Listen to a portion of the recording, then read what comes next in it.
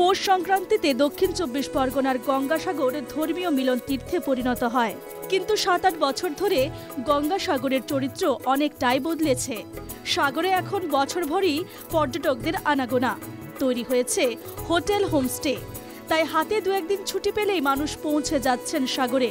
সাধারণ মানুষের কাছে এখন পর্যটনের অন্যতম ঠিকানা গঙ্গাসাগর। ট্যুরিজম ডিপার্টমেন্টের তরফ থেকে এখানে ট্যুরিজমের বাংলো করা হয়েছে। ক্রীড়া এটা আগের থেকে ছিল, কিন্তু নতুন সাজে সেজেছে। আমাদের পর্যটন দপ্তর থেকেও ট্যুরিস্ট লজ করা হয়েছে।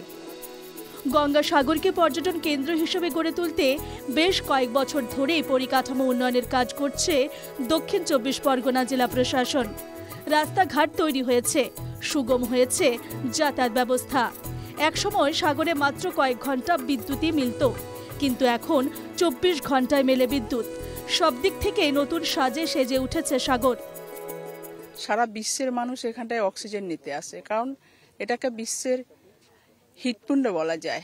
এখানে এত পরিশুদ্ধ বায়ু, এত অক্সিজেনের পাওয়া যায়, যার জন্য মানুষ এখানে, আমরা অতীতে যদি ফিরে যাই, হাওয়া বদলের একটা পরামর্শ দিতেন ডাক্তাররা।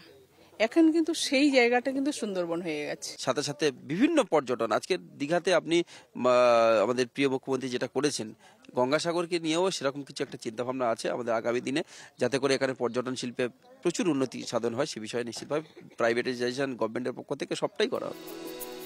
সরকারি বিধিনিষেধের কারণে সাগরে ২ তলার বেশি হোটেল নির্মাণ সম্ভব নয়।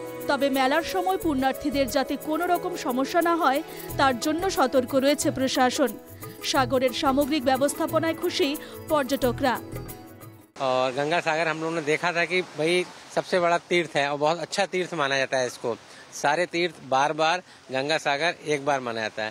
वैसे बहुत अच्छा है, टूरिस्ट प्लेस डेवलप हो रहा है तो बहुत अच्छा है। अच्छा है। गंगा सागर तो आध्यात्मिक रूप से वैसे ही बहुत ज्यादा फेमस है। हम लोगों ने बहुत सुना था, सारे तीर्थ बार बार, गंगा सागर एक बार। बस मौका मिला, विंटर वेकेशन थी बच्चों की, इसलिए हम लोग गंगा सागर घूमने आ गए।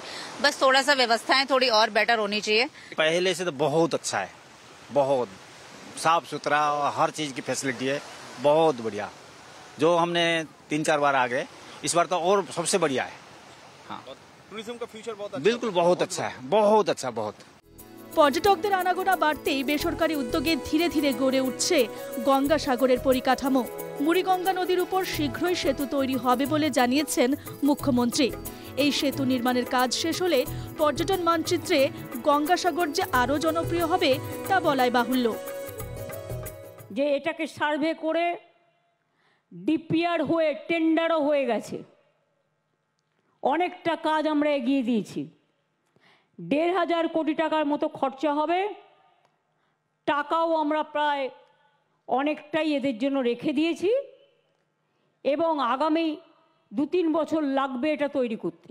তীর্থক্ষেত্র থেকে পর্যটন মানচিত্রে সারা দেশের মধ্যে স্থান পেতে চলেছে এই গঙ্গাসাগর। ধীরে ধীরে দক্ষিণ ২৪ পরগনার গঙ্গাসাগর পর্যটনের আকর্ষণের কেন্দ্রবিন্দু হয়ে উঠতে চলেছে। ক্যামেরা দিবঙ্করের সঙ্গে রণজয় মুখোপাধ্যায়, NK TV বাংলা, গঙ্গাসাগর।